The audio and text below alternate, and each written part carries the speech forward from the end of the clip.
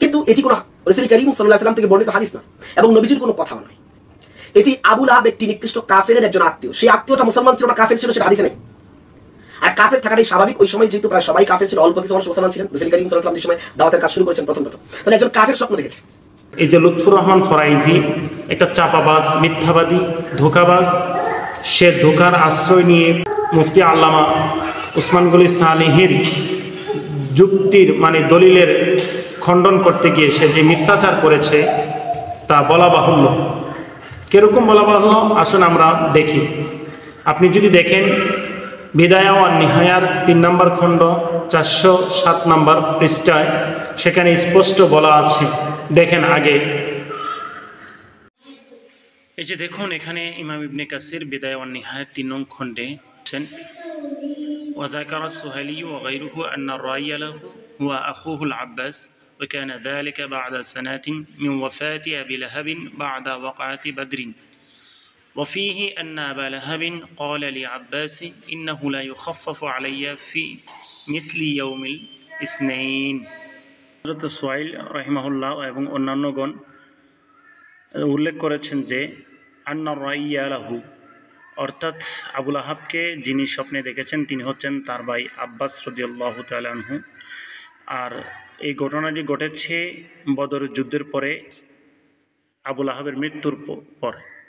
সেখানে আবু লাহাব আব্বাস রাদিয়াল্লাহু তাআলা আনহুকে বললেন যে সোমবারের দিনে তার উপরে আযাবকে হালকা করা হয়। কেন?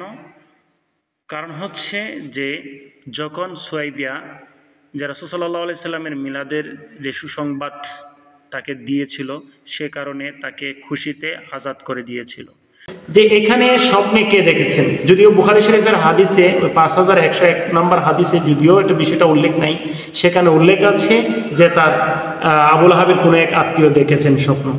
কিন্তু আমরা ইমাম ইবনে কাসির রাহিমাহুল্লাহর বিদায়া ওয়া নিহায়ার মাধ্যমে আমরা জানতে পারলাম যে উনি ছিলেন হযরতে সাইয়েদনা আব্বাস রাদিয়াল্লাহু তাআলা আনহু, যিনি ছিলেন একজন মুসলমান, শুধু মুসলমান নয় একজন রাসূল সাল্লাল্লাহু আলাইহি সাল্লামের জলিল কদর একজন সাহাবী। কারণ আবু লাহাব ইন্তেকাল করছে বদরের যুদ্ধের পরে।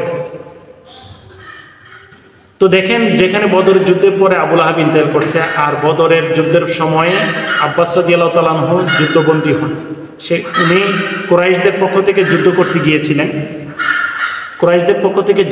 গিয়েছিলেন, কিন্তু যুদ্ধের মধ্যে ফলাফল হয় মুসলমান বিজয় হয়, কাফেররা পরাজিত হয়। আর এর মধ্যে যত বন্দী হয়েছিল তার মধ্যে একজন ছিল আব্বাস রাদিয়াল্লাহু তাআলা।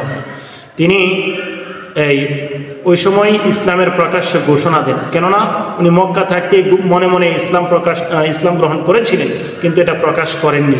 বদরের যুদ্ধে যখন উনি আটক হন, বন্দী হন, তখন উনি ইসলামের প্রকাশ্যে ঘোষণা দেন। তাহলে বোঝা গেল যে উনি বদরের যুদ্ধের পরে মুসলমান হয়ে গেছেন। আর যেহেতু আবু লাহাব বদরের যুদ্ধের পরে ইন্তেকাল করেছেন, কোনো বর্ণনার মধ্যে আমরা জানতে পারলাম বা কোনো ইতিহাসবিদরা বলেছেন বদরের যুদ্ধে প্রায় 1 সপ্তাহ পরে তার প্লেগ রোগ হয়েছিল, অথবা সে মাথায় আঘাত পেয়ে তার মাথার খুলির মধ্যে আঘাত পেয়ে সে 1 সপ্তাহ পর্যন্ত অসুস্থ থেকে মারা যায়। তো মারা যাওয়ার পরেই তাকে স্বপ্নে দেখা হয়েছে। তো এখানে মূল বিষয় যেটা সেটা হচ্ছে সে বলতেছে কোনো এক কাফের স্বপ্ন দেখেছে, নাউজুবিল্লাহি মিন যালিক।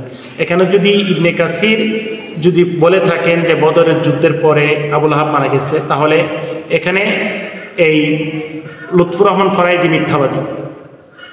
আর যদি লুৎফুর রহমান ফরাইজি ঠিক হয় তাহলে ইবনে কাসির ভুল বা মিথ্যা। এখন প্রশ্ন ওঠে কে মিথ্যাবাদী, লুৎফুর রহমান ফরাইজি মিথ্যাবাদী না ইবনে কাসির মিথ্যাবাদী? নাউজুবিল্লাহি মিন যালিক। যুদ্ধের পরপরই উনি ইসলাম গ্রহণ করেছেন। যদি ইসলাম গ্রহণ করে থাকেন আর স্বপ্ন যদি আব্বাস রাদিয়াল্লাহু তাআলা দেখেই থাকেন, তাহলে কি আব্বাস রাদিয়াল্লাহু তাআলা কাফের ছিলেন? নাউজুবিল্লাহি মিন যালিক। তো দেখেন সে দলিল খণ্ডন করতে গিয়ে কত রকমের মিথ্যাবাদী, শুধু মিথ্যাবাদী নয়, সাইয়েদনা আব্বাস রাদিয়াল্লাহু তাআলা কাফের বানিয়ে দিয়েছে। নাউজুবিল্লাহি মিন যালিক। এই লোকটার ঈমান আছে কিনা আল্লাহই জানে।